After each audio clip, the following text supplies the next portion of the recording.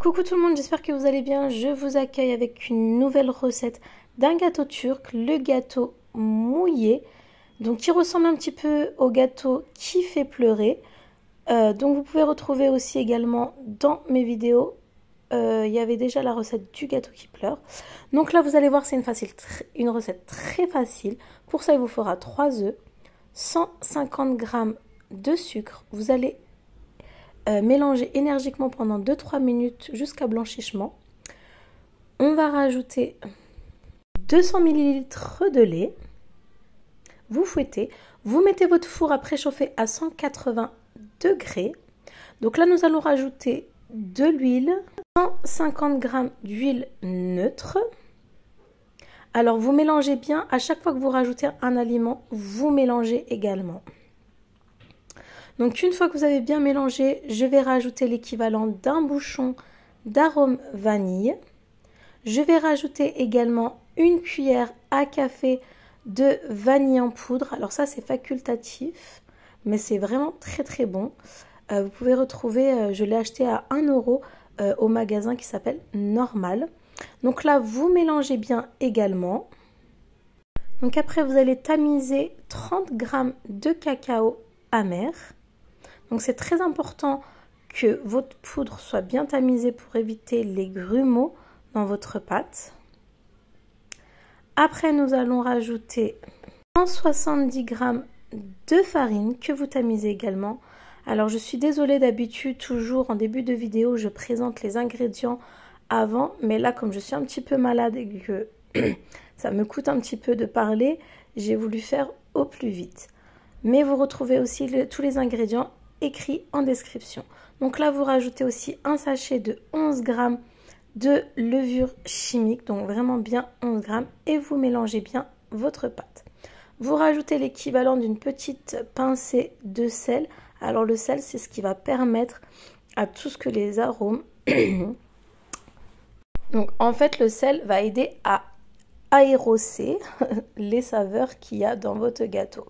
Donc là vous allez prendre un moule, donc moi j'ai pris un petit moule carré et que je vais beurrer. Je ne vais pas ajouter de farine, je vais seulement beurrer mon moule. Donc moi c'est un moule en verre, mais vous pouvez faire avec un moule métallique.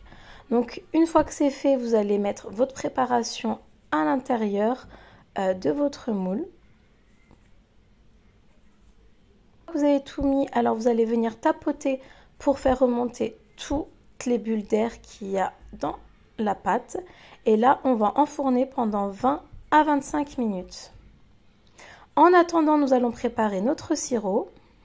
Donc 300 ml de lait, 50 ml d'huile neutre, excusez-moi, je perds ma voix là, 100 g de sucre et 15 g de cacao amer. Et on va rajouter 75 g de chocolat noir en morceaux. Donc là, ça va être très important. On va sans cesse remuer jusqu'à votre, excusez-moi, votre chocolat fonde. Donc une fois que tout a bien fondu et que tout est bien mélangé, vous allez laisser de côté en attendant que votre gâteau sorte du four. Donc vous allez voir que c'est une recette vraiment rapide à faire, simple, très très bonne. Le gâteau est vraiment très moelleux et vraiment bien imbibé de cette sauce au chocolat. Franchement, c'est merveilleux pour les goûter, pour les invités.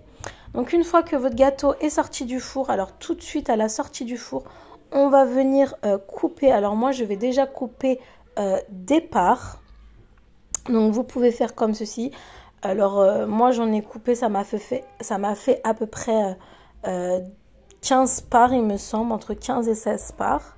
Donc je coupe dans la longueur puis après dans la largeur. Donc si vous voyez qu'au bout de 20-25 minutes votre gâteau, quand vous l'avez piqué, est encore un petit peu cru, vous laissez encore 5 à 10 minutes la cuisson. Une fois que vous avez coupé votre gâteau à l'aide d'un cure-dent, vous allez faire des petits pics partout, des petits trous.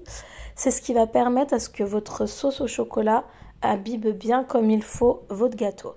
Donc une fois que c'est fait, vous allez verser votre sauce au chocolat, excusez-moi, qui est encore bien chaud. Donc vous rajoutez vraiment tout. Alors des fois on a l'impression qu'il y a beaucoup, mais vous allez voir que tellement que ça va imbiber qu'il n'y aura plus de sauce sur les côtés, que toute votre sauce au chocolat sera bien intégrée à votre gâteau.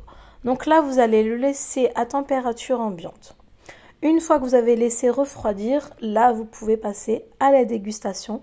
Donc moi je décore avec des pistaches que j'ai mixées légèrement, quelques boutons de rose et voici le résultat. Comme vous pouvez voir, il est bien imbibé, il est bien fondant. Alors franchement en bouche c'est un régal. On sent bien le chocolat. Alors pour les amoureux du chocolat, c'est une recette pour vous.